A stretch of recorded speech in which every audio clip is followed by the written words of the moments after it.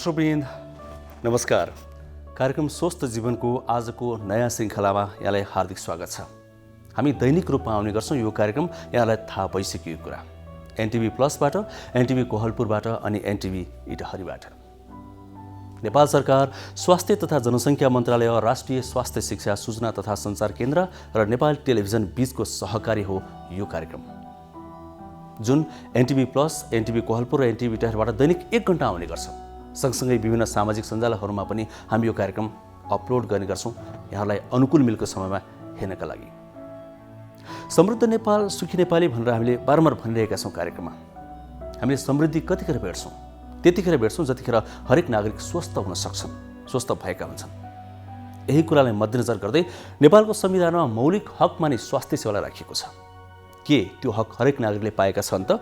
छैन भने हामी कहाँनिर चुकिरहेका छौँ? यो विषयमा पनि हामी यस कार्यक्रममा चर्चा गर्ने गर्छौँ, कतै खबरदारी कतै प्रशंसा। अनि यहाँहरूकै प्रश्न जिज्ञासाको आधारमा विभिन्न विज्ञहरूसँग कुराकानी पनि गर्ने गर्छौँ। जे होस्, सम्पूर्ण रूपमा स्वास्थ्य सम्बन्धी कार्यक्रम हो स्वस्थ जीवन, जहाँ हामी यहाँहरूकै विभिन्न स्वास्थ्य समस्याको समाधान खोज्ने गर्छौँ दैनिक रूपमा। आज पनि हामीसँग त्यस्तै केही विषयहरू छन्। आउनुहोस् आजका विषयतिर लागौँ। आदरणीय दिदीबहिनी तथा दाजुभाइहरू, हामी नेपालीहरूको मान चाड बडा दशैँ, तिहार, नेपाल सम्वत, छठ लगायतका चाडको उपलक्ष्यमा देशभित्र र देश बाहिर रहनुभएका सबै दाजुभाइ तथा दिदीबहिनीहरूमा सुख, शान्ति तथा समृद्धिको हार्दिक मङ्गलमय शुभकामना व्यक्त गर्दछु। दशैँ लामो समयदेखि हामीले मनाउँदै आएको एकता एवं पुनर्मिलनको पर्व हो। आफन्तका बीचमा भेटघाट र शुभकामना आदान प्रदान गरेर अत्यन्तै हार्दिकता र मित्रताका साथ मनाइने चाड हो। यो चाड आफूभन्दा ठुलाहरूबाट आशीर्वाद लिने, सानाहरूलाई आशीर्वाद एवं स्नेह दिने मानवीयताको चाड हो। यस चाडलाई हामीले विगतमा सकेसम्म भव्यताका साथ मनाउने गरेका थियौँ। यसपटक कोरोना महामारीका कारण हामीले जनस्वास्थ्यको मापदण्डहरूको पूर्ण रूपमा पालना गर्नुपर्ने भएकाले यस चाडलाई सीमित रूपमा मनाउनुपर्ने बाध्यात्मक परिस्थिति सिर्जना भएको छ। परिस्थितिको यो बाध्यता अनुरूप नै चाडपर्व मनाउन म सम्पूर्णमा अपिल गर्दछु।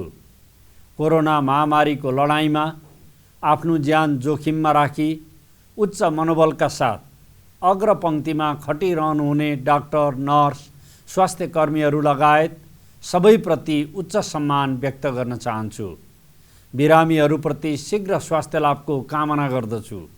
यो रोगबाट मृत्युवरण गर्नुहुने सबैप्रति भावपूर्ण श्रद्धाञ्जली व्यक्त गर्दै शोक सन्तप्त परिवारजनहरूमा हार्दिक समवेदना व्यक्त गर्दछु। यो महामारी विरुद्धको लडाइँमा जनस्वास्थ्यका मापदण्ड पालना गर्ने कार्यमा दाजुभाइ तथा दिदीबहिनीहरूबाट प्राप्त महत्त्वपूर्ण साथ र सहयोगप्रति आभार व्यक्त गर्दछु। कोरोनाको रोकथाम तथा नियन्त्रणको प्रभावकारी उपाय भनेको मास्कको उचित प्रयोग गर्ने, भौतिक दूरी कायम गर्ने र पटक पटक साबुन पानीले हात धुने वा स्यानिटाइजरको प्रयोग गर्न सबैप्रति हार्दिक अनुरोध गर्दछु।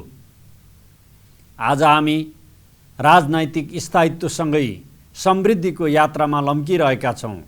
समृद्ध नेपाल सुखी नेपालीको राष्ट्रिय आकाङ्क्षा पुरा गर्नका लागि हामीले स्वस्थ नागरिकको उत्पादनमा ध्यान दिनुपर्छ।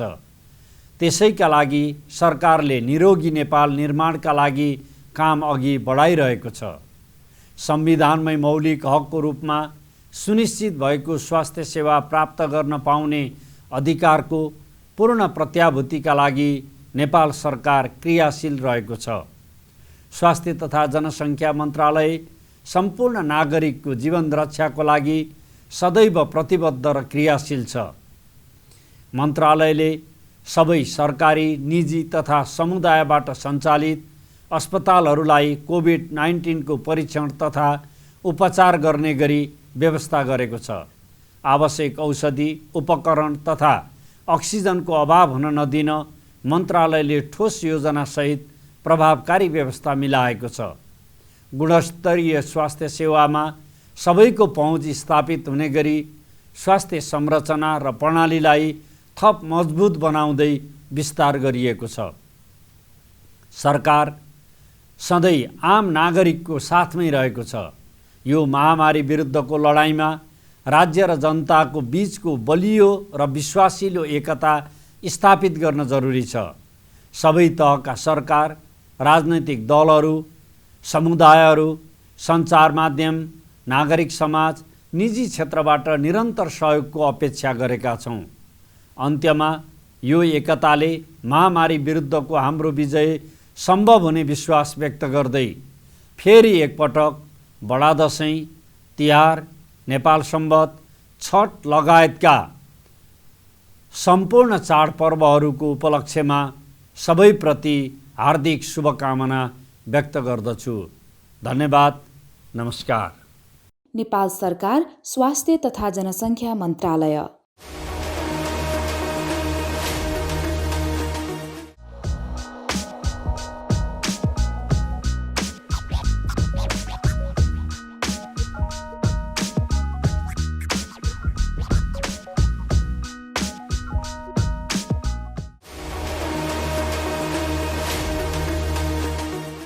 दर्शकवृन्द, जब कुनै पनि देश समस्यामा पर्छ, कुनै पनि सङ्कटमा पर्छ, तब देशले अर्थात् राज्यले आफ्नो तर्फबाट विभिन्न पहलहरू गर्ने गर्छ त्यो समस्या समाधानका लागि। ती कतै आलोचित पनि हुने गर्छन्, स्वाभाविक हो, तर राज्यले सकारात्मक सोचेर नै आफ्नो तर्फबाट पहल गरिरहेको हुन्छ। कोरोना भाइरसको नियन्त्रणका लागि, रोकथामका लागि राज्यले पहल पक्कै पनि गरिरहेको छ। हरेक दिन नयाँ नयाँ डाटाहरू आइरहेका छन्, हरेक दिन नयाँ नयाँ प्रयासहरू आइरहेका छन्। ती डाटा र प्रयासहरूको बारेमा पनि हामीले यस कार्यक्रममा केही सामग्रीहरू प्रस्तुत गर्ने गरेका छौँ, ताकि हामीलाई जानकारी पनि प्राप्त होस् र सचेतनाको लागि केही अरू कुराहरू पनि प्राप्त हुन सकोस्। आज पनि हामीसँग त्यस्तै केही समसामयिक विषयहरू रहेका छन्। एउटा विशेष रिपोर्ट पनि रहेको छ, त्यो आज हामी प्रस्तुत गर्नेछौँ। त्यसै गरी हामीले कार्यक्रममा दोस्रो खण्डमा विशेष गरी विज्ञसँग कुराकानी गरेर अन्तर्वार्ता प्रस्तुत गर्ने गरेका छौँ। एकजना विज्ञ डाक्टरसँग कुराकानी गर्ने गरेका छौँ, जोसँग हामीले समसामयिक स्वास्थ्य सम्बन्धी विषयमा कुराकानी गर्ने गरेका छौँ। आज पनि हामीसँग त्यो विषय रहेको छ। हामीले दैनिक जीवनमा भोग्ने गरेको या भविष्यमा भोग्न सक्ने या हाम्रो परिवारको सदस्यले भोगिरहेको कुनै स्वास्थ्य सम्बन्धी समस्याको समाधान हामी यो खण्डमा प्रस्तुत गर्ने गर्छौँ। आज पनि त्यो क्रमलाई हामी जोड्छौँ। एकजना विज्ञ डाक्टरसँगको कुराकानीमा आधारित सामग्री आज हामीसँग हुनेछ। त्यसै गरी हामीसँग स्थानीय तहहरूका अनुभव पनि रहने गर्छन्, आइसोलेसन अनुभव पनि रहने गर्छन्, विभिन्न अरू सामग्री पनि रहने गर्छन्। यहाँहरूका प्रश्नका आधारमा उत्तरहरू पनि रहने गर्छन्। हामीसँग फरक फरक सामग्रीहरू रहने गर्छन्। 1 घण्टाको कार्यक्रम हो। आउनुहोस्, आज सुरुवातमा एउटा समसामयिक विषयमा हामीले तयार पारेको यो विशेष रिपोर्ट हेरौँ, त्यसपछि विषयगत रूपमा हामीले तयार पारेका अरू सामग्रीतिर प्रवेश गरौँ। स्वास्थ्य मन्त्रालयले कोभिड-19 महामारीका बीच देशभरका सबै स्थानीय तहमा अनिवार्य अस्पताल सञ्चालनमा ल्याउने निर्णय गरेको छ। मन्त्रालयले कम्तीमा 1 चिकित्सकसहित 5 शय्याको अस्पताल सञ्चालनमा ल्याउने निर्णय गरेको हो। अस्पताल सञ्चालन स्थानीय तहको लागि बाध्यकारी व्यवस्था हो। मन्त्रालयले छोटो अवधिमै चिकित्सक र नर्स भर्ना गर्ने तयारी समेत गरेको छ। सङ्घ, प्रदेश र स्थानीय तह मातहतका अस्पतालमा 6201 शय्या थप्ने निर्णय समेत सरकारले गरेको छ। कोभिड-19 महामारीको बेला उपचार अभावको गुनासो सम्बोधन गर्न स्वास्थ्य मन्त्रालयको यो निर्णय महत्त्वपूर्ण छ। 2076-77 को सरकारको वार्षिक नीति तथा कार्यक्रममा आगामी आर्थिक वर्षभित्र चिकित्सक सेवा नपुगेका स्थानीय तहहरूमा कम्तीमा 1 चिकित्सकको व्यवस्था गरिने स्वास्थ्य नीति लिएको थियो। प्रत्येक पालिकामा कम्तीमा 15 शय्याको अस्पतालको लागि यसअघि नै अधिकांश पालिकाले पूर्वाधार तयार गर्ने क्रममा रहेका छन्। हाल प्रदेश मातहतमा 75 वटा अस्पताल छन्।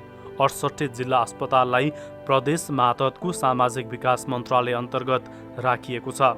हरेक स्थानीय तहमा अस्पताल स्थापना गर्ने सरकारको यो निर्णय दक्षिण एसियाकै स्वास्थ्य क्षेत्रको लागि ऐतिहासिक कदम मानिएको छ।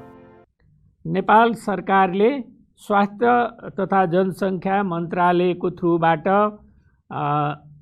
6000 बेड हाई डिपेन्डेन्सी युनिटको व्यवस्था गर्दैछ।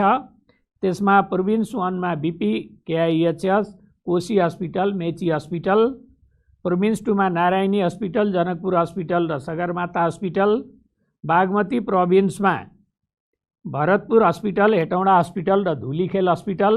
गण्डकी प्रोभिन्समा गण्डक पोखरा स्वास्थ्य विज्ञान प्रतिष्ठान, बागलुङ हस्पिटल र गोर्खा हस्पिटल। लुम्बिनी प्रोभिन्समा Lumbini hospital, Rapti academy of health sciences, Bheri hospital. Karnali प्रोभिन्समा Karnali academy of health sciences, Surkhet hospital र जाजरकोट हस्पिटल। सुदूरपश्चिम प्रदेशमा सेती हस्पिटल, महाकाली हस्पिटल र डडेलधुरा हस्पिटलमा सबै हस्पिटलमा 25-25 बेडका दरले हाई डिपेन्डेन्सी युनिट सुरु गर्नका लागि बजेट पठाइएको छ। र काठमाडौँ उपत्यकाभित्र TU teaching hospital, Patan hospital, Bir हस्पिटलमा 100 बेड हाई डिपेन्डेन्सी युनिट, परोपकार प्रसुति तथा स्त्रीरोग अस्पताल, police hospital, Kirtipur Ayurveda hospital, Dhulikhel hospital, Dahachok hospital, civil hospital, army hospital र एपिएफ हस्पिटलमा 50-50 बेडको दरले हाई डिपेन्डेन्सी युनिटको व्यवस्था गरिएको छ। Nepal medical college teaching hospital, Kathmandu medical college teaching hospital, KIST medical college teaching hospital, Kanti hospital, Nardevi hospital, mental hospital, Manmohan cardiovascular centre, human organ transplantation centre, Gangalal heart centre, Chapagaun hospital, Bhaktapur municipal hospital र भक्तपुर हस्पिटलमा 25-25 बेडको दरले हाई डिपेन्डेन्सी युनिटको व्यवस्था गरिएको छ।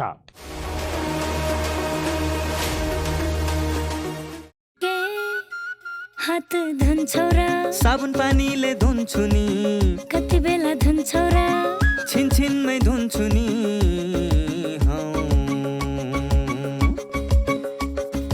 घरमा पस्दा अफिस पस्दा सधैँ धुन्छु हात, कोरोनालाई यसै गरी भगाइदिन्छु म त।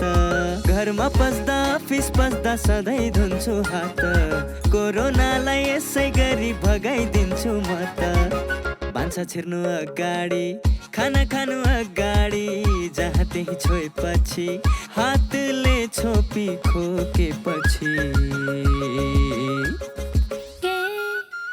हात धुन्छौ र साबुन पानीले धुन्छु नि, कति बेला धुन्छौ र छिनछिनमै धुन्छु नि।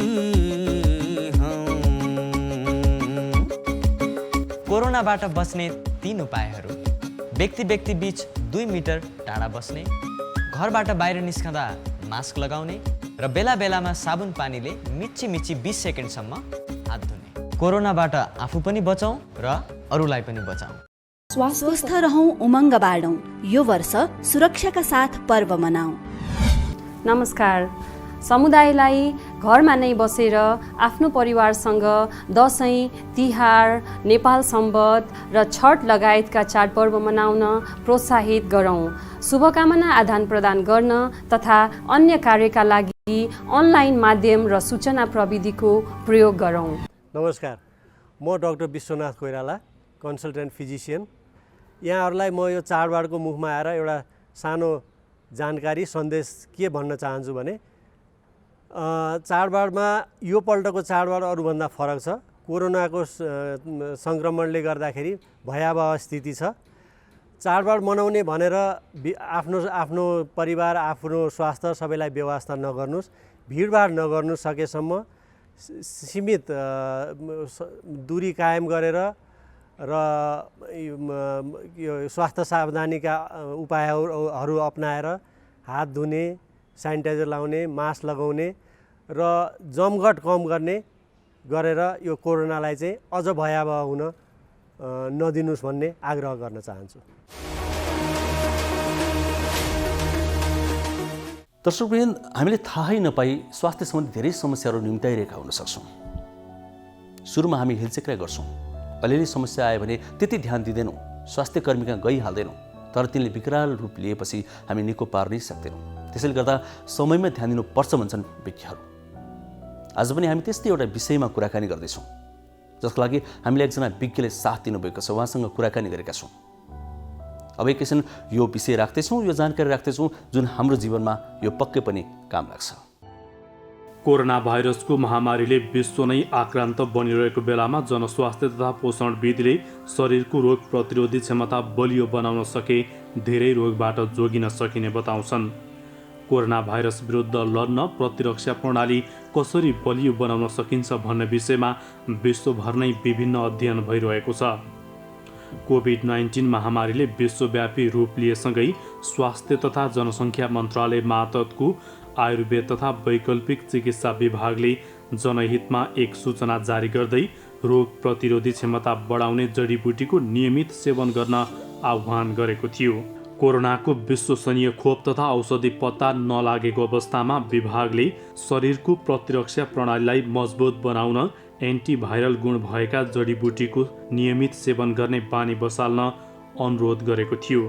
ती जडीबुटीमा गुर्जो, बेसार, सुठो, मरिच, दालचिनी तथा पिप्ला, असुरो, तुलसी र तेजपात थिए।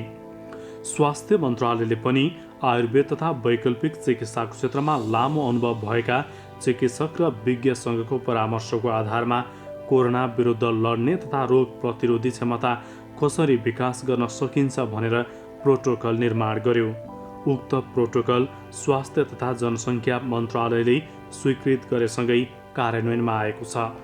स्वास्थ्य मन्त्रालयले 7 प्रदेशका सामाजिक विकास मन्त्रालय, आयुर्वेद अस्पताल, आयुर्वेद स्वास्थ्य केन्द्र, आयुर्वेद औषधालय र सबै स्वास्थ्य सेवा कार्यालयहरूलाई परिपत्र गर्दै प्रोटोकल कार्यान्वयनमा जोड दिएको छ।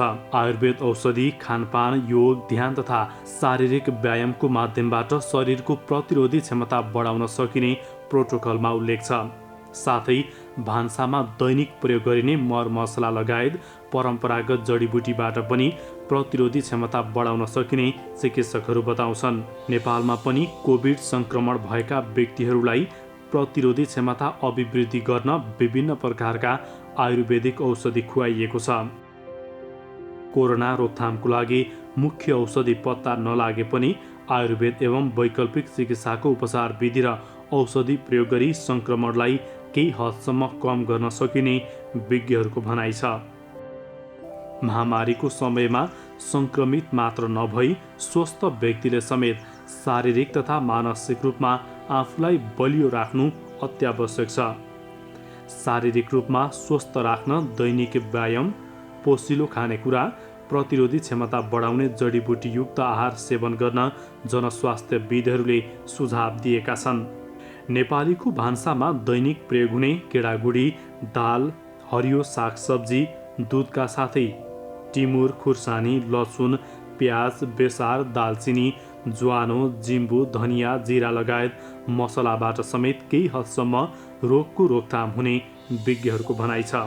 स्वस्थकर र सन्तुलित आहारका अतिरिक्त वासस्थान, व्यक्तिको जातीय र आनुवंशिक गुण, आनी बानीले रोग प्रतिरोधी क्षमता निर्धारण गर्दछ।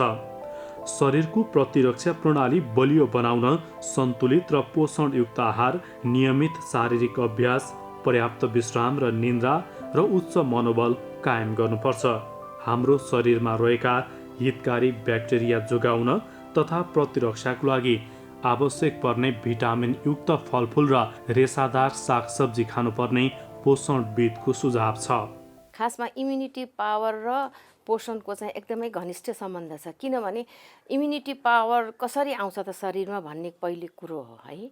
र इम्युनिटी आउने चाहिँ खासमा हाम्रो दुई तरिकाको इम्युनिटी हुन्छ। एउटा चाहिँ हामीले जन्मजातै हाम्रो शरीरमा त्यो शक्ति लिएर आएका हुन्छौँ र दोस्रो चाहिँ एडेप्टिभ अथवा एक्वायर्ड इम्युनिटी, प्राप्त गरेको इम्युनिटी भन्छौँ। अब जुन जन्मजात इम्युनिटी हामीलाई जुन हुन्छ नि, जो मान्छेमा शरीरमा धेरै त्यो इम्युनिटी पावर हुन्छ उसको चाहिँ त्यो जन्मजात चाहिँ एकदमै बलियो भनिन्छ। र प्राप्त गरेको मात्रै, जस्तो कि हामी बच्चामा सानो उमेरमा यो इम्युनाइजेसन भ्याक्सिनहरू दिने, उ गर्ने, रोगसँग लड्ने क्षमताहरू दिन्छौँ, त्यसबाट पनि हुन्छ एउटा। र अर्को चाहिँ अब जुन पोषणसँग तपाईँले कुरा गर्नुभयो, पोषणको कुरा गर्दाखेरिमा कुनै पनि व्यक्तिको खानपान एकदमै सन्तुलित छ र पर्याप्त मात्रामा आफ्नो आवश्यकता अनुसार पर्याप्त मात्रामा सेवन गरेको छ भने त्यसबाट पनि इम्युनिटी पावर चाहिँ बढेर आउँछ।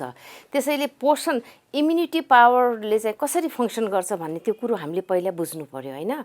हाम्रो शरीरमा जुन बाहिरबाट रोगको कीटाणुहरू, भाइरसहरू, ब्याक्टेरियाहरू अथवा कुनै पनि फरेन चिजहरू भित्र जान्छ, त्यो चिज चाहिँ मल्टिप्लाई हुन्छ यदि हाम्रो शक्ति कम छ भने।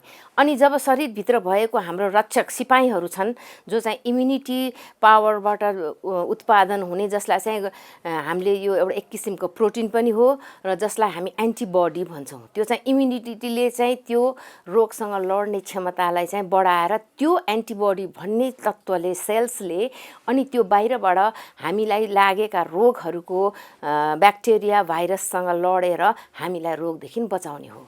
अब इम्युनिटी पावर त्यसरी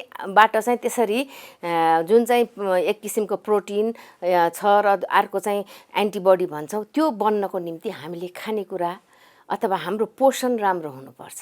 पोषण राम्रो भएन भनेदेखि इम्युनिटी पावर एकदमै कमजोर हुन्छ र कमजोर भयो भने अनि हामीलाई बेला बेलामा विभिन्न सरुवा रोग लाग्ने, विभिन्न सानातिना रोगहरू लागिरहने त्यो स्वाभाविक हो। र अहिलेको यो महामारी पेन्डेमिकमा चाहिँ त्यो कोरोना भाइरसले पनि हामीलाई चाँडै नै के गर्छ त परास्त गराउँछ र परास्त गराएपछि हामीलाई रोग लाग्नेबाट रोगका लक्षणहरू चाँडै देखिन्छ।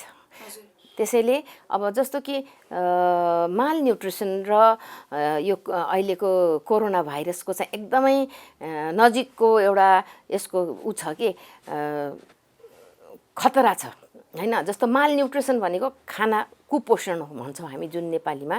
कुपोषण भनेको त हाम्रो कस्तो हुन्छ भने मानव समुदायमा कुपोषण भन्ने चिज चाहिँ यो कन्टिन्युस भइ नै रहेको छ र अहिले संसारभरि पनि जति पनि पोषणविदहरूले यो कुपोषण हटाउने, स्वस्थ बनाउने भन्ने एउटा नारा नै के हो भने मान्छेले जब कुपोषण भएन र स्वस्थ र हेल्दी बलियो बाङ्गो भयो भने कुनै पनि रोग लाग्दैन र अनि उनीहरू के हुन्छन् त बलियो हुन्छन् भन्ने छ। र कुपोषणको दर पनि साह्रै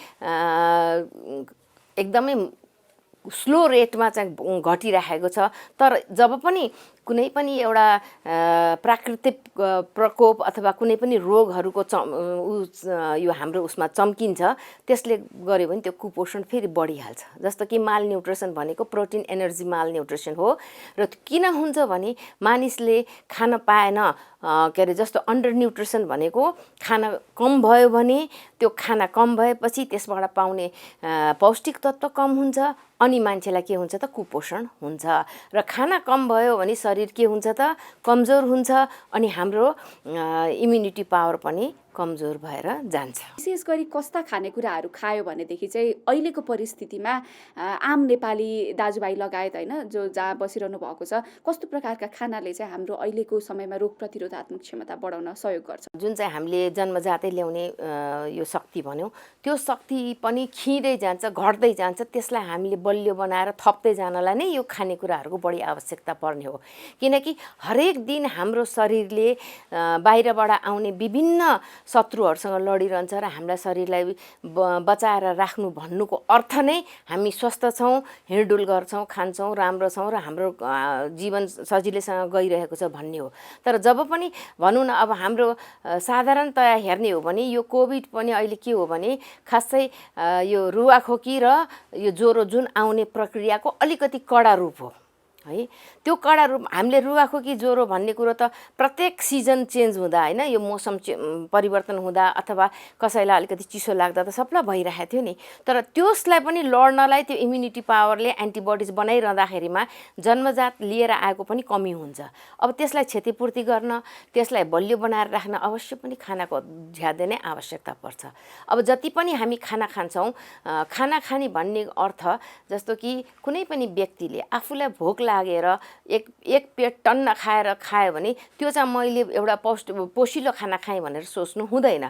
पोषिलो खाना कहिले हुन्छ भने जब हामी हाम्रो शरीरलाई आवश्यक पर्ने सबै पौष्टिक तत्त्वहरू प्राप्त हुने खानेकुरो एक दिनको खानामा समावेश गर्दै लगेर त्यसरी नै हामीले आफ्नो खाना खाने बानी बसाल्छौँ भने त्यसलाई हामी पोषिलो खाना भन्छौँ, जो चाहिँ हामी साधारण शब्दमा भन्ने हो भने सन्तुलित आहार पनि भन्छौँ। अब जस्तो कि कसैले भोक लागेर एक थाल भात टन्न अनि सधैँ अलिकति केही अचारसँग होस् एउटा अथवा थोरै सागसँग त्यही किसिमले खाइरहन्छ भने त्यसलाई पोषिलो खाना मानिँदैन। किन त्यसबाट चाहिने पौष्टिक तत्त्वहरू पर्याप्त मात्रामा पाइँदैन र त्यो नपाएपछि अनि हामीलाई के हुन्छ त विभिन्न पौष्टिक तत्त्वहरूको कमी हुँदै जान्छ शरीरमा अनि शरीर पनि भित्रभित्रै बिग्रिँदै जान्छ खिँदै जाँदै कमजोर हुँदै जान्छ र अनि हामीलाई रोग पनि लाग्ने हुन्छ। त्यसैले गर्दा अहिले यो हाम्रो यो कोभिड पेन्डेमिकको बेलामा झन् त्यसैले गर्दा हाम्रो अहिले बार हामीहरू यही भन्छौँ कि पोषिलो खाना भन्दा पनि सन्तुलित खाना खानु पर्यो। पोषिलो भन्नेको अर्थमा सबै वर्गलाई त्यो प्राप्त हुन नसक्ने हो। पोषिलो भन्दा अब हाम्रो जनमानसमा के हुन्छ भने माछा मासु अन्डा दुध दही र महँगा फलफुल खाऊ भन्ने हुन्छ, होइन, त्यो पटक्कै होइन।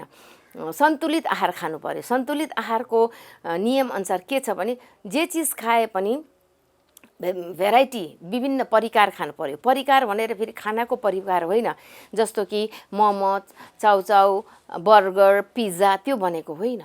परिकार भनेको विभिन्न खाद्य समूहबाट जुन हाम्रो 5वटा खाद्य समूहबाट प्राप्त हुने खानाको सबै समूह चाहिँ समावेश हुनु पर्यो। जस्तो कि हाम्रो नेपाली खाना साँच्चै भन्ने हेर्ने हो भने राम्ररी मिलाएर कुनै पनि वर्गको मान्छेले निम्न वर्गदेखि मध्यम वर्गीको मान्छे सबैले खाने हो भने जुन चाहिँ दाल भात र तरकारी एक किसिमको खान्छौँ नि हामी, कि साग पनि खान्छौँ हरियो साग र एउटा एक किसिमको तरकारी खान्छौँ, यति खाँदा पनि त्यो सन्तुलित हुन्छ। किनभने त्यसमा सबै पौष्टिक तत्त्वहरू समावेश हुन्छ र खानाको समूह पनि धेरै जस्तो समूहहरू समावेश गरेको पाइन्छ। त्यसैले खानाको समूह भन्नाले अब जुन चाहिँ अन्न समूह हुनु पर्यो, दाल गेडागुडीको समूहहरू पर्नु पर्यो। अब तरकारीको समूहमा चाहिँ 3वटा भाग लगाइएको छ। एउटा हरियो साग जुन चाहिँ हामी रायोको साग चम्सुर पालुङ्गो मेथी जे लट्टेको साग बेथेको साग खान्छौँ, त्यो हरियो धनिया पनि साग हो, त्यो छ। अनि अर्को तरकारी भन्छ, अन्य तरकारी भन्छौँ, जस्तो कि करेला भन्टा लौका इस्कुस। अब कसैले चाहिँ हरियो तरकारी खायो भन्दा मैले खाएँ भन्छन्, के खायो भन्दा इस्कुस खाएँ भन्छन्। इस्कुस हरियो रङको हुन्छ नि है, यो बुझाइमा फरक परिरहेछ के। अनि अन्य तरकारीमा चाहिँ सबै अरू काउली बन्दा सबै चिज चाहिँ अन्य तरकारीमा पर्छ। अर्को चाहिँ जरा भएको कन्दमूल अथवाहरू भन्छौँ, जस्तो आलु प्याज जमिन मुन्ने फल्ने तरकारी। यो 3वटा समूहको तरकारी केही न केही मात्रामा हाम्रो खानामा समावेश हुनुपर्छ है।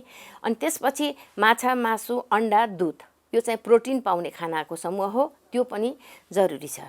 र त्यसबाहेक फलफुल एउटा भयो र अनि त्यसपछि तेल घिउ र चिनी, यो सबै समूहको खानेकुरा हामीले सबै थोरै मात्रामा अथवा हरेक व्यक्तिको आवश्यकता अनुसार खायौँ भने हाम्रो भोजन सन्तुलित हुन्छ र त्यसबाट पाउने पौष्टिक तत्त्वहरू पनि समावेश हुन्छ। अब पौष्टिक तत्त्वहरूको कुरा गर्ने हो भने अहिले मैले सन्तुलित आहार भने र यो कोभिडको बेलामा हामीले सन्तुलित आहार बनाउनको निम्ति विशेष गरी सन्तुलित खाए तापनि अहिले कोभिडको बेलामा हाम्रो रोगसँग लड्ने क्षमता बढाउनको निम्ति केही पौष्टिक तत्त्वहरू चाहिँ विशेष आवश्यकता हुन्छ। जस्तो पहिलो नम्बरमा प्रोटिनको अति आवश्यक हुन्छ। त्यो केमा पाइयो? मैले अघि भनेको समूह दाल गेडागुडी समूह भयो, त्यो र माछा मासु अन्डा र दुध, यो 2वटा समूहमा पाइन्छ। अब जो व्यक्ति शाकाहारी छन् उनीहरूले हामी माछा मासु अन्डा खान्नौँ भनेर हामीले प्रोटिन पाएनौँ भनेर सोच्नु पर्दैन। दाल गेडागुडी तेल आउने गेडागुडीहरू खानु अति जरुरी छ, जसबाट हामीले प्रोटिन पाउँछौँ र माछा मासु नखाए भने पनि के हुन्छ त प्रोटिनको आवश्यकता पुरा हुन्छ। र हाम्रो देशमा अब त्यो प्राय जस्तो शाकाहारी व्यक्तिहरू माछा मासु अन्डा खाँदैनन्, तर दुध दही त खान्छन् नि। त्यो समूहबाट एउटा चिज त्यो पनि पर्यो। त्यसकारणले प्रोटिनयुक्त खानेकुरा खानालाई यसरी हामीले चाहिँ मिलाउनु पर्छ। अनि दोस्रो चाहिँ के अरे सिरियल क्यालोरी शक्तिवर्धक खाना चाहिन्छ। शक्तिवर्धक खानाले पनि हाम्रो सेल्स शरीरको केशिकाहरूलाई एकदमै बलियो बनाएर राख्छ र हाम्रो जुन चाहिँ इम्युनिटी पावर छ त्यसलाई बलियो बनाएर अनि त्यो एन्टिबडीहरू राम्ररी बलियो भएर अनि रोगसँग लड्ने क्षमता हुन्छ। र अर्को त्यसपछि आउँछ अब यो प्रोटिन र के अरे क्यालोरीलाई चाहिँ म्याक्रोन्युट्रिएन्ट भनिन्छ हाम्रो, त्यो है त्यो चाहिँ अलि धेरै मात्रामा चाहिने हुनाले म्याक्रोन्युट्रिएन्ट भनिन्छ। र त्यसबाहेक माइक्रो आउँछ। अब माइक्रोमा चाहिँ जुन चाहिँ खनिज पदार्थ र लवणहरू पर्छ, जस्तो कि खनिजमा अब भिटामिनलाई भिटामिन मिनरल्स होइन खनिज तत्त्व भिटामिन र पानीलाई चाहिँ हामी माइक्रोन्युट्रिएन्ट भन्छौँ। पानी पनि न्युट्रिएन्ट हो, किनभने मानिसले सोध्छन् पानीमा केही पनि हुँदैन, पानी चाहिँदैन। होइन, पानी अति आवश्यक छ। जति पनि यो खानेकुराहरू हामी खान्छौँ त्यसलाई घुलनशील बनाएर शरीरमा पचाउनको निम्ति यसले मद्दत गर्छ र अर्को हाम्रो शरीरको भित्रको पानीको ब्यालेन्स राख्छ। र कोभिड भएको बेलामा यदि हामी एकदमै के अरे पानी नखाएर हामी सुक्खा भयौँ भने हामीलाई कोभिडले एकदमै चाँडै समात्छ। त्यसैले पानीको झोल चिजको अहिले झोल चिज धेरै खाऊ भन्नुको कारण पनि त्यही हो। त्यस कारणले पानीको अंश छ नि त्यसमा, होइन, पानी पनि चाहिन्छ। त्यस कारणले अब यो भिटामिनमा चाहिँ मुख्य भिटामिन अब यो रोगसँग लड्न क्षमता अहिले कोभिडसँग लड्नको निम्ति पहिलो भिटामिन ए। भिटामिन ए भएको खानेकुरा जस्तो कि पहेँलो रङका बोक्रा भएका फलफुलहरू, होइन, हरियो साग सब्जी, अब अन्डा दूध मासु भन्दा पनि माछा अन्डा दूध र हरियो साग सब्जी हो है।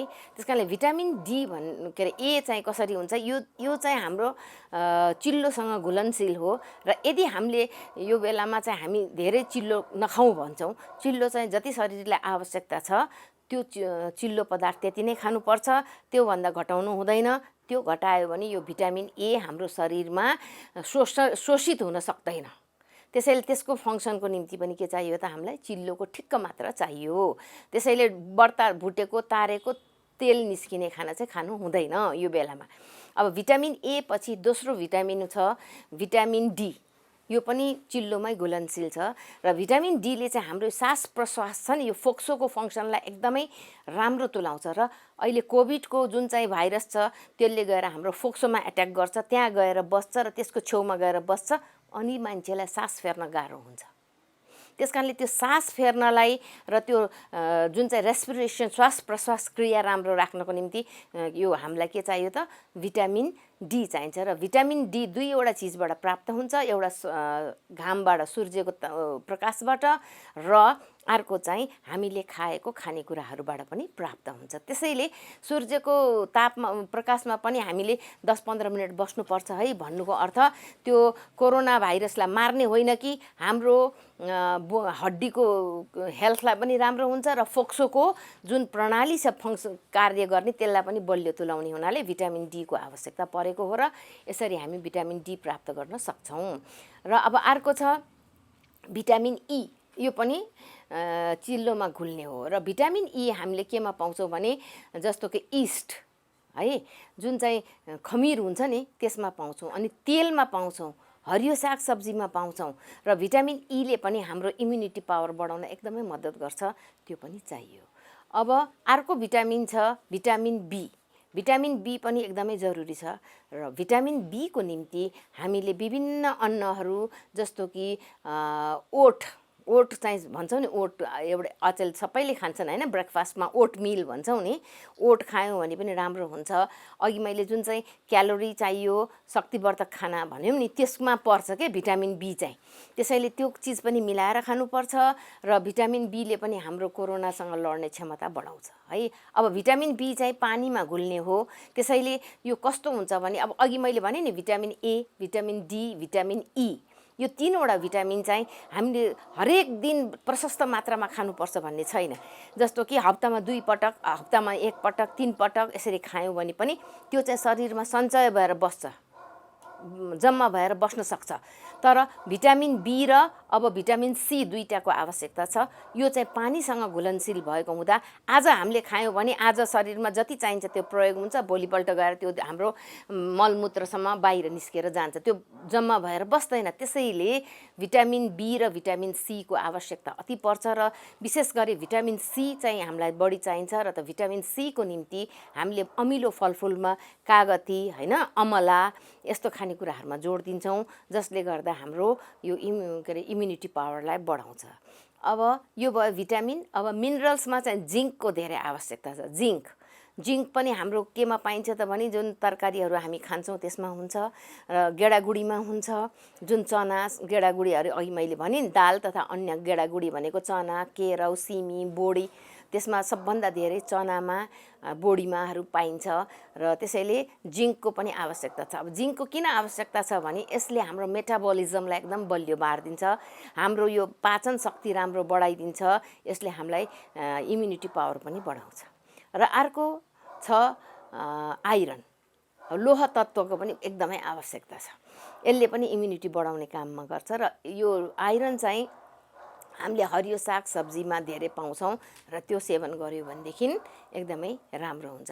त यसरी अब 5वटा खाद्य समूहबाट विभिन्न पौष्टिक तत्त्वहरू पाउने हुँदा हामीले सबैले मिलाएर खानुपर्छ, अनि मात्रै हाम्रो खाना सन्तुलित हुन्छ र हामीलाई चाहिने पौष्टिक तत्त्व प्राप्त हुन्छ र हाम्रो इम्युनिटीलाई पनि के गर्छ त सधैँ बलियो बनाएर राख्छ। सङ्क्रमितहरूलाई विभाजन गरेर हेर्दाखेरि चाहिँ केही व्यक्तिहरू लक्षणविहीन व्यक्तिहरू हुनुहुन्छ, केही व्यक्तिहरू चाहिँ जटिल लक्षणहरू भएका व्यक्तिहरू पनि हुनुहुन्छ। यसरी हेर्दाखेरि लक्षणविहीन व्यक्तिहरू पनि आइसोलेसन अथवा क्वारेन्टिनमा बसिरहनु भएको छ, लक्षण भएका व्यक्तिहरू अस्पतालमा बसिरहनु भएको छ। पोषण विज्ञको हिसाबले यहाँले भन्दाखेरि चाहिँ उहाँहरूलाई कस्तो प्रकारको खानेकुरा खुवाउनुपर्छ, सरकारले के गरिरहनु भएको छ, यसमा यहाँको भनाइ के छ? अब 2 किसिमको सङ्क्रमित अवस्थामा हुन्छन्। अघि तपाईँले भने जस्तो एउटा लक्षण देखा पर्ने, एउटा नदेखा पर्ने हुन्छ।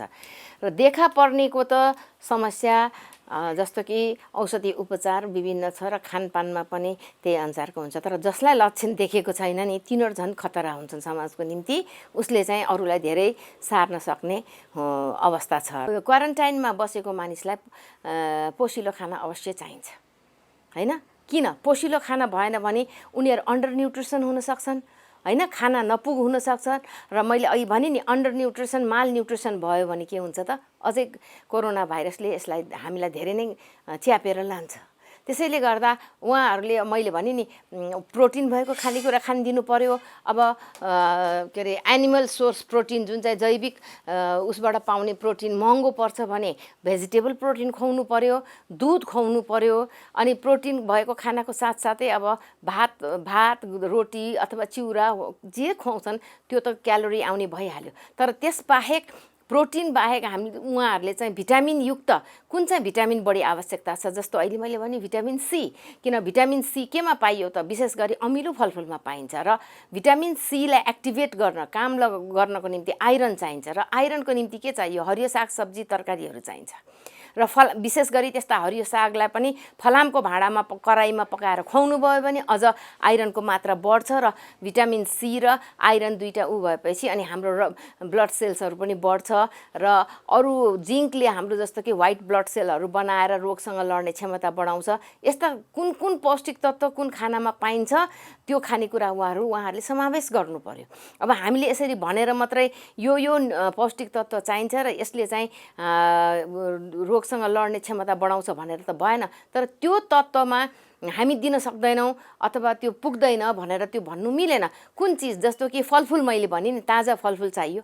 ताजा फलफुलमा अहिले बजारमा पाउने 400 रुपियाँको किलोको स्याउ त खुवाउ भनेको छैन नि। अहिले बजारमा हाम्रो लोकल एभाइलेबिलिटी के छ? केरा छ, नास्पाती छ, मेवा छ। त्यस्ता चिजहरू खुवाउनु पर्यो नि, जुन चाहिँ चिज आफ्नो लोकल्ली एभाइलेबल छन्, प्राप्त गर्न सकिन्छ, सिजनल छ, त्यो चाहिँ खुवाउनु पर्यो। हाम्रो गेडागुडीहरू प्राप्त छन्, होइन? गेडागुडीलाई त्यसै गेडागुडी खायो भने त प्रोटिन आउँछ। तर त्यो गेडागुडीलाई उमारेर टुसा निकालेर जुन क्वाटी बनाउने हाम्रो सिस्टम छ त्यसरी खुवायो भने चाहिँ त्यसबाट भिटामिन सी पनि पाइन्छ। ल हेर्नुहोस्, अब एउटै चिजबाट 2टा पौष्टिक तत्त्व पाइन्छ भने गेडागुडीले प्रोटिन पनि दियो, भिटामिन सी पनि दियो भने क्वाटी बनाएर उमारेर खुवाइदिनु पर्यो। भात त हाम्रो भइहाल्छ, दाल भइहाल्छ, हरियो सागसब्जी र एउटा फलफुल। यसरी चाहिँ एउटा सन्तुलित किसिमले सबै उसको भोजनको समूहहरू समावेश गरेर खुवाइदियो भनेदेखि, किनभने के अरे उनीहरूको क्वालिटी अफ लाइफ पनि बेटर हुन्छ र इम्युनिटी सिस्टम पनि बलियो हुन्छ भन्ने मैले लागेको छ। र उनीहरूले चाहिँ कोभिडसँग लड्ने क्षमता पनि हुन्छ। र यस्तो अवस्थामा झोलिलो चिजहरू पनि खुवाउनु पर्यो, पानी मात्रै खुवाएर हुँदैन। अब बेसार खानुपर्छ, लसुन खानुपर्छ, अदुवा खानुपर्छ, दालचिनी खानुपर्छ भनेर हामीले भनिरहेका छौँ हर्बमा, होइन? जुन चाहिँ जडीबुटीमा त्यो पनि एकदम राम्रो छ। तर बेसार खाँदा बेसार चाहिँ पानीमा घुलनशील छैन। बेसार हामीले पानीसँग घोलेर खायौँ भने त्यो हाम्रो शरीरबाट पिसाबबाट निस्केर जान्छ, शरीरले एब्जर्ब गर्दैन। त्यसैले बेसार चिल्लोमा घुलनशील हुने हुँदा बेसारमा जुन कम्पोनेन्ट हुन्छ त्यसलाई हामीले कुनै पनि चिल्लो पदार्थमा जस्तो कि दुधमा घोलेर खानुपर्छ र त्यसको शोषण गर्ने शक्ति बढाउनलाई त्यसमा अलिकति मरिचको धुलो हालेर खानिदियो भने के हुन्छ भने त्यो बेसार हाम्रो शरीरले सोसेर लिने क्यापासिटीमा चाहिँ 2000 टाइम्स चाहिँ बढेर जान्छ। त्यसैले सानो सानो घरेलु प्राप्त हुने चिजबाट नै राम्रो किसिमको उपचार राम्रो किसिमको पोषण दिन सकिन्छ भने किन नखुवाउने हैन। बेसार पानी भनेर पानीमा मात्रै कहिले पनि नखाने नदिने, त्यसमा बरु थोरै दुधमा अलिकति बेसारमा मरिचको धुलो हालेर दिनु पर्यो। त्यस्तै दालचिनी पानी हैन, मेथी छ, अनि अर्को हाम्रो ज्वानो, यस्ता चिजहरू पकाएको पनि चियाको सट्टामा त्यस्ता चिजहरू खुवाइदिनु पर्यो।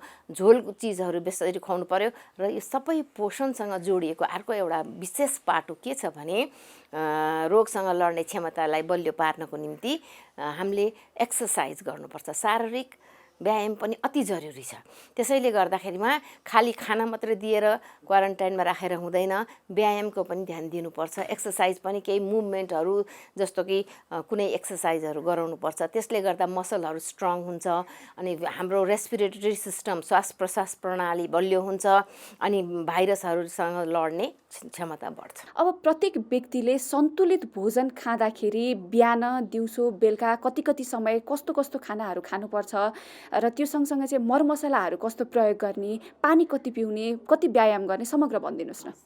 अब खासमा एउटा उसमा हेर्ने हो भने अब 1 घन्टाकालाई हामीले डिभाइड गर्यो भने मतलब भनौँ न हैन, जस्तो कि दिनमा चाहिँ अब हरेक चिजलाई चाहिँ डिभाइड गरेर हेर्नुपर्छ कि अब हामीले अहिले सबै सशङ्कित छौँ, मलाई पनि हुन्छ कि उसलाई पनि हुन्छ, म कसरी बसुँ भन्ने उसमा मैले अब ब्यालेन्स डाइटको जुन चाहिँ एउटा अवधारणा यहाँ अगाडि राखेँ, त्यसमा कसरी खाने भन्ने सबैलाई थाहा हुँदैन। त्यसैले हाम्रो सरसर्ती दैनिक जीवनमा एउटा व्यक्तिले हामीले कम्तीमा पनि दिनमा 3 पटक अथवा 4 चोटि चाहिँ खानै पर्छ। 4 पटकको खानामा 2 वटा खाना, सानो सानो खाना जुन चाहिँ बिहानको नास्ता र दिउँसोको खाजा हैन, अनि बिहानको फेरि लन्च र अनि बेलुकाको डिनर, यो दुईटा चाहिँ ठुलो खाना र दुईटाको बिचको साना खाना, यो 4 वटा चाहिँ खानुपर्छ।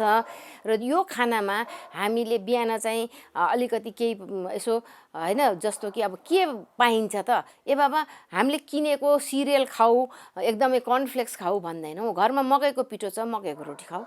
घरमा अघिल्लो दिन गहुँको रोटी पकाएको छ, एउटा रोटी खाऊ, अलिकति दुध खाऊ बिहान हैन। फलफुल छ घरमा भने सानो टुक्रा केरा खाऊ अथवा मेवा खाऊ। एकैजनाले 500 ग्राम मेवा खाऊ, एकैजनाले 1 दर्जन केरा खाऊ भनेर हामी भन्दैनौँ।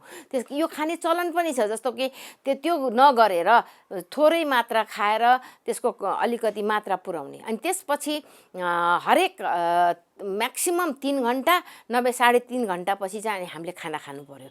जस्तो बिहानको दाल हैन, भात, दाल, तरकारी अनि हरियो साग मैले भने। अनि अहिले चाहिँ यो अवस्थामा दुध भन्दा पनि यो गर्मीको बेलामा प्रोबायोटिक दही प्रोबायोटिक दही भने भिन्दै हुन्छ, पाउँछ, त्यो ल्याएर जुन हाम्रो नेपाल डेरीले प्रड्युस गरेको छ प्रोबायोटिक दही भन्ने 1 बट्टा किनेर ल्यायौँ भने यदि हामीले त्यही दहीको अलिकति बिउ राखेर जोरन हालेर अरू दुध ल्याउँदै बनाउँदै गयो भनेदेखि हामीले सधैँ त्यो पैसा खर्च गर्नु पर्दैन। 1 बट्टा ल्याएर खाएर त्यसपछि दुध किनेर ल्याएर बनायो भने किफायत पनि हुन्छ र प्रोबायोटिक भनेको चाहिँ एकदमै राम्रो हो शरीरको निम्ति र कोरोनासँग लड्न पनि राम्रो। र दही खाउँ अथवा दिउँसो पनि खानामा दही खाउँ, अब दुधै खानुपर्छ भन्ने छैन अलिकति। त्यसपछि दिउँसो खाजामा गेडागुडीहरूको तरकारी अथवा चिउरा यसरी मिलाएर खान सकिन्छ। र राति पनि तरकारी, दाल, रोटी अथवा भात जे खानुपर्छ खानु। भन्नुको अर्थ खाना 4 पटक खानु पर्यो, धेरै ग्याप गर्नु भएन। जस्तो बिहान 9 बजे भात खाएर बेलुका 6 बजे भात खानेहरू पनि छन् यहाँ। त्यो दिनभरिको भोको बस्नु भएन, भोको पेट बस्नु भएन। भोको पेटमा धेरै मेटाबोलिजम हाई हुन्छ र त्यसमा इम्युनिटी पावर पनि घट्दै जाने सम्भावना हुन्छ। र अर्को कुरो पानीको कुरामा भन्दाखेरिमा प्रत्येक व्यक्तिले दिनमा 1.5 लिटरदेखि 3 लिटर पानी खानै पर्छ। किन अहिले गर्मीको मौसम छ, गर्मीको मौसममा के हुन्छ भने हाम्रो पसिनाबाट हामीले यो बोलेको सासबाट पानीहरू उडेर जान्छ र शरीर के हुन्छ, सुक्खा हुन्छ हैन। त्यसकारणले त्यो हाइड्रेट भएर गयो भने इम्युनिटी पावर घट्छ। त्यसकारण डिहाइड्रेसन हुनु भएन हैन। पानी जस्तो कि पानी हामीलाई पर्याप्त मात्रामा चाहियो र 3 लिटर अथवा 1.5 लिटर पानी त खानै पर्यो। कति मानिसहरू पानी नै खाँदैनन्। कागतीको रस हालेर कागतीको शरबत बनाएर दिउँसो खायौँ भने बच्चालाईदेखि बुढौदेखि सबैलाई राम्रो हुन्छ। र अब चिया खाँदा पनि दिउँसो दुध हालेको चिया नखाएर कालो चियामा कागती हाल्यो भने कागती त्यसमा पनि जान्छ। यसरी 4 पटक खाना खाने, पानी 1.5 लिटरदेखि 3 लिटर पानी पिउने, झोल चिज खाने र एक्सर्साइज भन्नाले हाम्रो फिजिकल एक्टिभिटी चाहिँ कति हुनुपर्ने भने जस्तो हल्का हिँड्ने भनेर बाहिरै बेसरी हिँड्नु पर्दैन। घरमा अलिकति स्पेस कौशी छ भने अथवा भर्याङै छ चढ्ने हुन्छ हाम्रो घर भयो भने त्यही भर्याङ पनि 30 मिनट हिँड्नु पर्यो। कौशीमा पनि 30 मिनट दिनको मजाले हिँड्यो भनेदेखि एक्सर्साइज पुग्छ। र अर्को सुझाव म के भन्छु भने जस्तो कि यो डायबिटिज, मुटुको रोगी, किडनीको बिरामीहरू भएका छन् र विभिन्न के अरे हाई ब्लड प्रेसर, हाइपरटेन्सन भएका छन्। यस्ता मानिसहरूले चाहिँ अहिले यस्तो बेलामा चाहिँ भोकै नबस्नु, व्रत बस्ने हैन।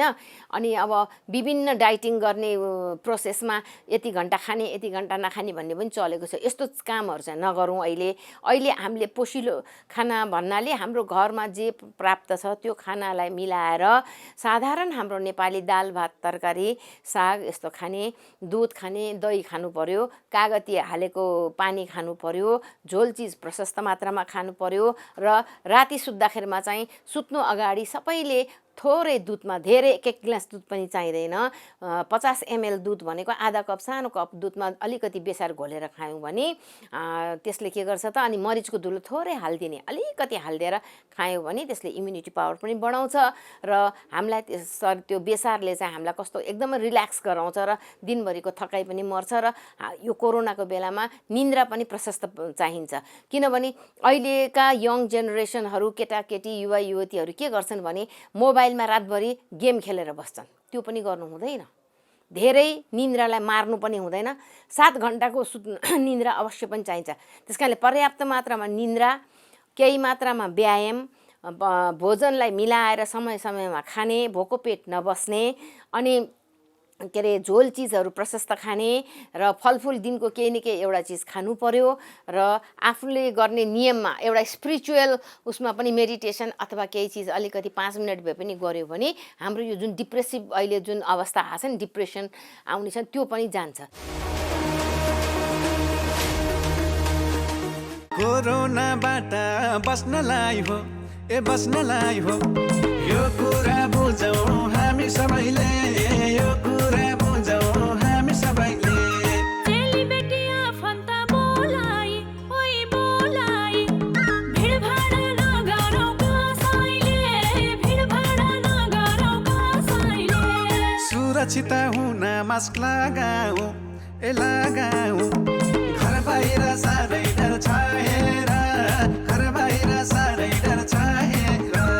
साथीभाइ भेट हुँदा बसौँ है, ओइ बसौँ है, 2 मिटर टाढा भएर, 2 मिटर टाढा भएर। सोचे झै कोरोना रहेनछ, सोचे झै कोरोना रहेनछ। हामी सबै कोरोनाको उच्च जोखिममा छौँ। सतर्कता अपनाउनुहोस्। जो जहाँ हुनुहुन्छ त्यही नै बसेर चाडपर्व मनाउनुहोस्। फोनबाटै आशीर्वाद आदान प्रदान गरी अनावश्यक यात्रा नगर्नुहोस्। कोरोनाबाट आफू र आफ्नो परिवारलाई बचाउनुहोस्।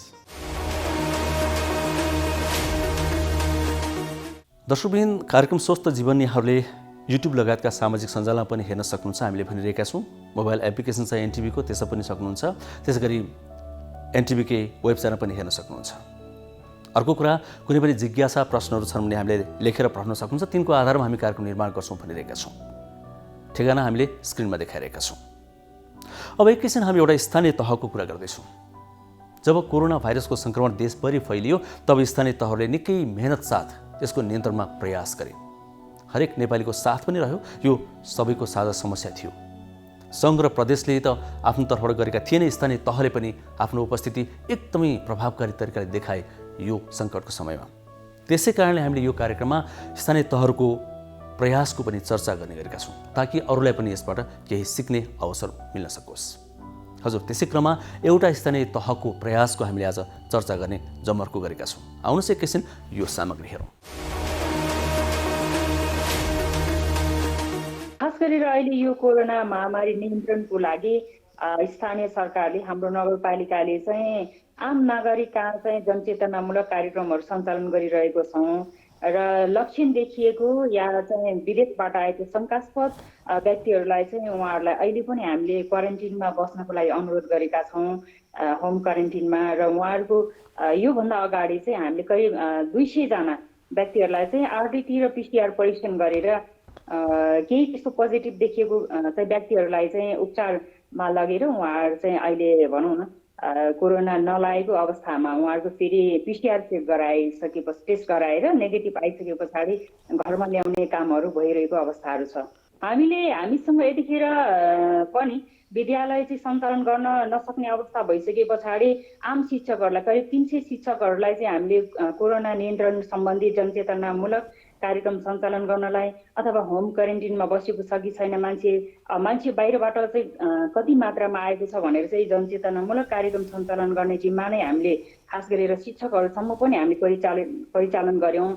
र हामीसँग भएको नगरपालिकामा भएको जनशक्ति र चाहिँ सङ्घ संस्थासँग समन्वय गरेर चाहिँ आम नागरिक कहाँ यो रोग सम्बन्धी चाहिँ व्यापक रूपमा यसको लक्षण चिन्हहरूको विषयमा चाहिँ छलफल गर्ने र योबाट बच्ने उपायको विषयमा चाहिँ हामीले चाहिँ आम सञ्चार माध्यमलाई सहित यो जिल्लामा रहेको आम सञ्चार माध्यमलाई सहित सहकार्य गरेर चाहिँ जनचेतनामूलक कार्यक्रमहरू सन्देशमूलक कार्यक्रमहरू सञ्चालन गऱ्यौँ। हामीले यतिखेर अस्थायी कोभिड अस्पतालको लागि चाहिँ आवश्यक इक्विपमेन्टहरू तयारी गरिसकेको छौँ भने जनशक्ति चाहिँ परिचालनको लागि हामीले विज्ञापन आह्वान गरेको छौँ। यो दसैँ सकिन बित्तिकै हामीले बिदा सकिन बित्तिकै उहाँहरूलाई चाहिँ भनौँ न एउटा प्रक्रियामा लगेर नियुक्ति गरेर हामीले अस्थायी चाहिँ कोभिड अस्पताल 5 बेडको अस्पताल नै चाहिँ प्रारम्भ गर्ने हामीले तयारी गरिरहेको अवस्थाहरू छ। पहिलो कुरो त हामीले चुनौती भनेको रिसोर्सकै चुनौती भयो, असाध्यै नगरपालिकामा चाहिँ आवश्यक बजेटहरू सङ्घ प्रदेशले यहीसँग सम्बन्धित बजेटहरू नपठाइरहेको अवस्थाहरू छ। त्यसो भएको हिसाबले कतिपय अब अन्य योजनामा विनियोजन भएको बजेटहरू चाहिँ रकमान्तर गरेर चाहिँ आम नागरिकको स्वास्थ्यको लागि हामीले चाहिँ अब नागरिकको दायित्व चाहिँ जिम्मेवारी पुरा गर्नको लागि स्थानीय सरकारले अन्य बजेटहरू कटौती गर्नुपर्ने अवस्थाहरू आयो। यो एक खालको हामीले चुनौतीको रूपमा लियौँ भने अर्को कुरा हामीले चाहिँ हामीसँग पोजिटिभ केसहरू देखिसके पछाडि उहाँहरूलाई ट्रान्सपोर्टेसनको असाध्यै हामीलाई चाहिँ मार पर्यो। हामीले चाहिँ भेहिकलहरू रिजर्भ गरेर लानुपर्ने एकातिर, अर्कोतिर अब भनौँ न महामारीको मुख्य विषयवस्तुमा आम नागरिकहरू त्रसित हुने यस्तो अवस्था हामीले चाहिँ पार गरेर काम गर्नु परेको अवस्थाहरू अहिले पनि छ र विगतमा पनि थियो। यसरी चाहिँ हामीले चुनौती मोलेर चाहिँ काम गरिरहेको अवस्थाहरू छ। समग्र स्वास्थ्य नागरिकको स्वास्थ्य उपचारलाई सहज बनाउनको लागि चाहिँ हामीले भनौँ न बर्थिङ सेन्टर युक्त नगरपालिका पूर्ण रूपमा घोषणा गरिसकेका छौँ। आम महिला दिदीबहिनीहरूको अब परीक्षण गर्न अथवा सूची हुनको लागि हामीले बाहिर जानुपर्ने अवस्थाको अन्त्य भइरहेको अवस्था छ। र अर्को चाहिँ अब यो पोषणसँग स्वास्थ्य पोषणसँग र बौद्धिक ज्ञानसँग जोडिएको हिसाबले पोषण सम्बन्धी महत्त्वपूर्ण कार्यक्रमहरू हामीले सञ्चालन गरिरहेको छौँ। हामीले नगरपालिकालाई आम नगरवासीलाई स्वास्थ्य उपचारको लागि संस्थाको लागि पर्याप्त औषधि आवश्यक सामग्रीहरूको व्यवस्थापन गरिरहेको अवस्थाहरू छ। भनिसके पछाडि स्वास्थ्यको क्षेत्रमा नगरपालिका अलिकति बढी एक कदम अगाडि बढेको हो कि जस्तो हामीलाई अनुभूति हुन्छ र त्यसरी हामीले सेवा प्रवाह गरिरहेको अवस्थाहरू छ।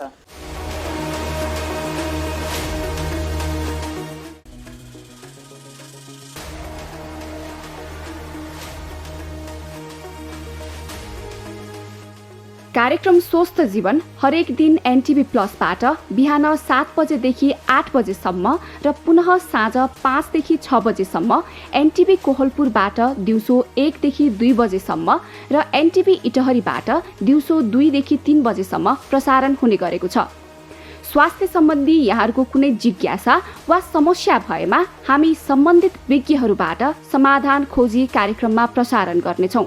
हामीलाई सम्पर्क गर्ने माध्यमहरू यस प्रकार छन्: फोन, एसएमएस तथा भाइबरको लागि 9843 52 93 97, इमेल swasthjivan@ntv.org.np।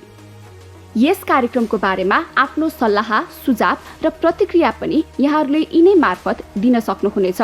साथै कार्यक्रममा के कस्ता सामग्री, विषय वा विज्ञ समेट्नु पर्ला भन्ने विषयमा पनि सुझाव दिन सक्नुहुन्छ। कार्यक्रम यहाँहरूले सामाजिक सञ्जाल मार्फत पनि हेर्न सक्नुहुन्छ। YouTube Nepal television, mobile application Nepal television, Facebook facebook.com/NEPTV2041। स्वस्थ रहौं, उमङ्ग बाँडौं। यो वर्ष सुरक्षाका साथ पर्व मनाऊ। नमस्कार। अहिले सबैलाई कोरोना संक्रमण हुने हो कि भन्ने डर लागिरहेको छ। यही डरका कारण अति आवश्यक उपचारका लागि पनि अस्पताल नजाने गरिएको समेत पाइएको छ। यदि तपाईँ अस्वस्थ महसुस गरिरहनु भएको छ भने कृपया स्वास्थ्यकर्मीको सल्लाह लिनुहोस् अथवा स्वास्थ्य संस्था जानुहोस्। बाहिर निस्किँदा कोरोना सर्ने डरले घरमै बस्दा रोग झनै बल्झिन सक्छ। अति आवश्यक कामका लागि घर बाहिर जाँदा सबै खाले स्वास्थ्य सतर्कता अपनाउनु भयो भने कोरोना संक्रमणको डर हुँदैन। स्वास्थ्य सम्बन्धी महत्त्वपूर्ण नम्बरहरू। स्वास्थ्य सम्बन्धी कुनै पनि जानकारी र सहयोगका लागि स्वास्थ्य तथा जनसङ्ख्या मन्त्रालयका हटलाइन नम्बरहरू 1115 र 1133 वा मोबाइल नम्बर 98512 55839। एम्बुलेन्स सेवाको लागि 102 र 112। वैदेशिक रोजगारीको क्रममा स्वास्थ्यमा समस्या भएमा, अन्य सहयोग वा जानकारी आवश्यक परेमा श्रम, रोजगार तथा सामाजिक सुरक्षा मन्त्रालयको हटलाइन नम्बर 1141। शान्ति, सुरक्षा र अन्य सहयोगका लागि नेपाल प्रहरीको नम्बर 100। सशस्त्र प्रहरी बलको नम्बर 1114। रगत आवश्यक परेमा ब्लड बैंकको नम्बर 01 42 25 344। सार्वजनिक हितका लागि नेपाल टेलिभिजन।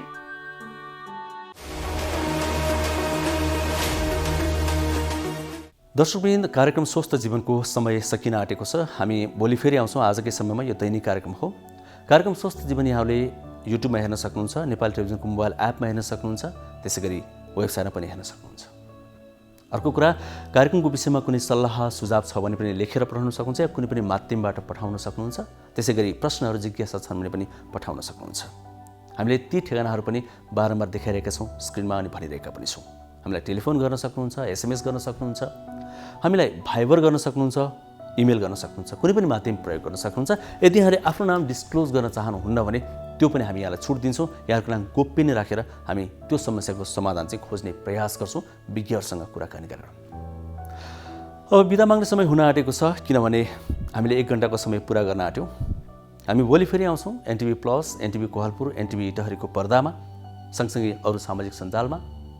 फेरि पनि भन्छौँ, जाने बेलामा कोरोना भाइरसलाई लापरवाही नगरौँ, हेलचेक्राइ नगरौँ।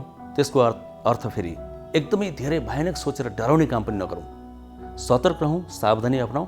चाडपर्व मनाउँदा जहाँ छौँ त्यहीँ बसेर मनाऊ।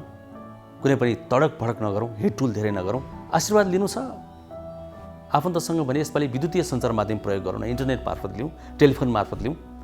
वैकल्पिक उपाय हामी प्रयोग गर्न सक्छौँ यो सङ्कटको समयमा, महामारीको समयमा। भोलि फेरि आउँछौँ। आजको लागि हामी सबैजना बिदा माग्छौँ। हस् त, नमस्ते।